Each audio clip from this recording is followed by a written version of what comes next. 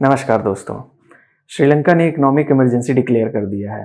Economic emergency होता क्या है, क्या मतलब होता है अगर कोई कंट्री इकोनॉमिक इमरजेंसी डिक्लेयर करती है, क्या फ़र्क पड़ेगा इस इकोनॉमिक इमरजेंसी से श्रीलंका पर, आइए जानते हैं इस वीडियो में। श्रीलंकन रुपये की वैल्यू लगातार नीचे गिरने से श्रीलंकन प्रेसिडेंट ने इकोनॉमिक इमरजेंसी डिक्लेयर कर दिया है। श्रीलंकन रुपये की वैल्यू की गिरावट से वहाँ के बेसिक फूड के प्राइसेस बढ़ गए हैं। Milk products, kerosene oil, LPG gas की कमी होने से दुकानों के बाहर लंबी लाइनों में लोग खड़े हैं। सबसे पहले जानते हैं इकोनॉमिक इमरजेंसी होता क्या है। इकोनॉमिक इमरजेंसी होती है जब गवर्नमेंट के पास कोई तरीका नहीं बचता प्राइस को कंट्रोल करने का, तो वो इकोनॉमिक इमरजेंसी लगा के कुछ चीज़ों को रेगुलेट करती है। जैसे इंडिया में फाइनेंशियल इमरजेंसी लगने पर स्टेट्स की फाइनेंशियल पावर सेंट्रल गवर्नमेंट ले लेती है, जिसमें गवर्नमेंट एम्प्लॉयज की सैलरी एंड अलावेंसेज में डिडक्शन कर दिया जाता है। कुछ टैक्सेस जो स्टेट गवर्नमेंट लेती है उसे सेंट्रल गवर्नमेंट टेक ओवर कर लेती है।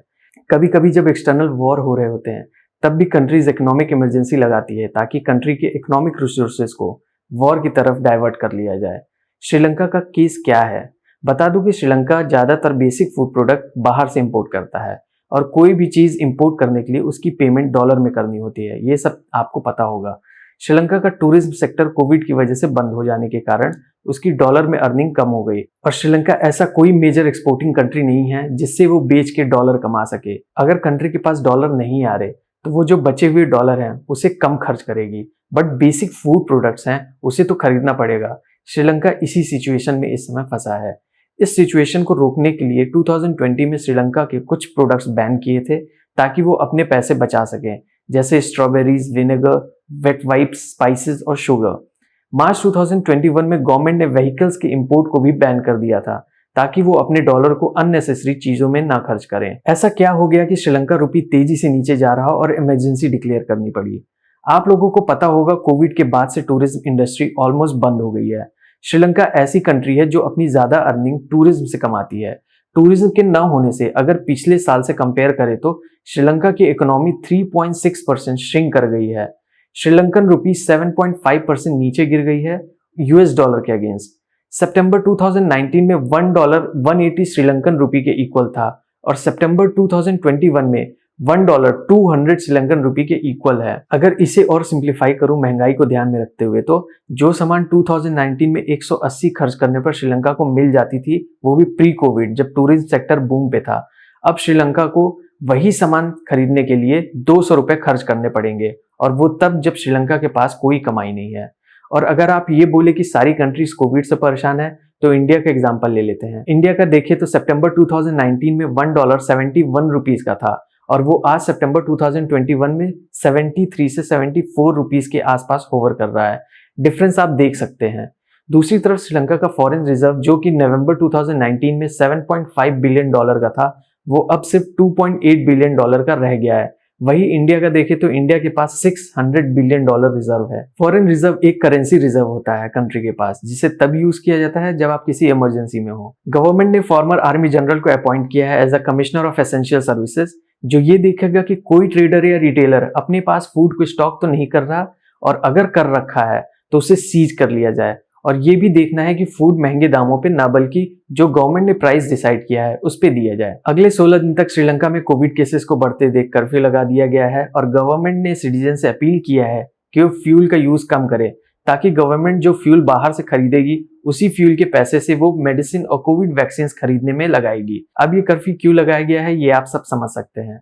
श्रीलंका का फाइनेंशियल क्राइसिस का एक रीजन चाइना भी है। श्रीलंका को ऐसे पोर्ट्रे किया जाता है कि वो चाइना के डेट ट्रैप में फंस गया है। इसका एग्जाम्पल है श्रीलंका का हैम्बनटोटा पोर्ट।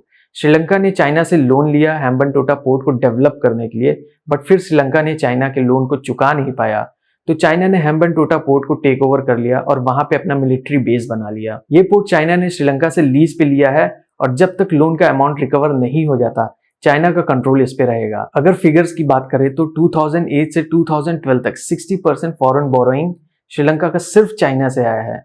और चाइना का ये डेट ट्रैप स्ट्रेटजी सिर्फ श्रीलंका के साथ नहीं है, ये अफगानिस्तान के साथ, पाकिस्तान के साथ भी है। चाइना इतना लोन दे देता है दूसरी कंट्रीज को कि दूसरी कंट्रीज के लिए उसे चुकाना मुश्किल हो जाता है, और इसके बदले चाइना उनके स्ट्रेटेजिक लोकेशन को टेक ओवर कर लेता है और वहां पे अपना बेस बना लेता है। इस स्ट्रेटजी से वो न कि सिर्फ लैंड को कंट्रोल करता है बल्कि वहां के पॉलिटिकल सिचुएशन और इकोनॉमिक सिचुएशन को भी कंट्रोल करता है। इस डेट ट्रैप से दूसरी कंट्री चाइना पे डिपेंडेंट हो जाती है। बेस्ट एग्जांपल आपके पास पाकिस्तान का है। श्रीलंका भी सेम डेट क्राइसिस में डूब रही है। इस डेट से बचने के लिए श्रीलंका ने एक आखिरी उपाय किया था 2020 में, वो था नया नोट प्रिंट करना। ये बहुत डेंजरस और लास्ट स्टेप होता है आपके कंट्री के इकोनॉमी के लिए। श्रीलंका को डेट खत्म करने के लिए डॉलर चाहिए था, बट वो डॉलर ऐसे नहीं उठा सकता, उसके लिए उसे अपनी करेंसी देनी होगी। तो श्रीलंका ने करेंसी प्रिंट करके डॉलर उठाने लगा। पिछले 2 सालों से श्रीलंका यही काम कर रहा है। इससे एक सबसे बड़ी चीज ये होती है कि आपके करेंसी की वैल्यू गिरने लगती है और साथ में जो आपका फॉरेक्स रिजर्व है डॉलर में, वो भी खत्म होने लगता है। 2020 में श्रीलंका ने 650 बिलियन श्रीलंकन रुपीस प्रिंट किया और उसमें से 213 बिलियन श्रीलंकन रुपी को फॉरेन डेट को चुकाने में लगा दिया। श्रीलंका अगर ऐसे डेट को करेंसी प्रिंट कर करके चुकाने लगेगा तो एक टाइम पे श्रीलंका के पास कोई फॉरेक्स रिजर्व नहीं बचेगा और उसके पास कोई पैसा नहीं होगा बाहर किसी दूसरी कंट्री से ट्रेड करने के लिए। इस फाइनेंशियल इमरजेंसी के सिचुएशन में आने के बाद भी श्रीलंका को आने वाले 12 मंथ्स के अंदर 2 डेट चुकाने हैं, जो कि टोटल $3 बिलियन के हैं। और आपको पता होगा कि श्रीलंका के पास अब सिर्फ $2.8 बिलियन फॉरेक्स रिजर्व बचे हैं। देखना है श्रीलंका की इस सिचुएशन में कौन हेल्प करेगा, इंडिया या चाइना। चाइना हेल्प करेगा तो आपको पता है क्या होगा, श्रीलंका और भी ज्यादा डेट ट्रैप में फंस जाएगा चाइना के। धन्यवाद।